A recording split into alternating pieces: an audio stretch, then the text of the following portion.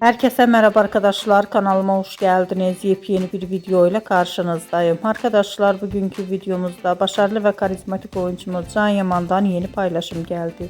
Can Yaman iş arkadaşı Roberto'nun muhteşem görüntülerini sosyal medya hesabından paylaştı.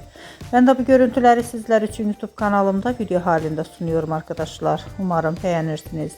Videomu beğendiyseniz kanalımı izlemeyi ve bildirim butonuna basmayı unutmayın. Şimdilik benden bu kadar olsun. Yeni videomuzda görüşmek üzere. Hoşça kalın.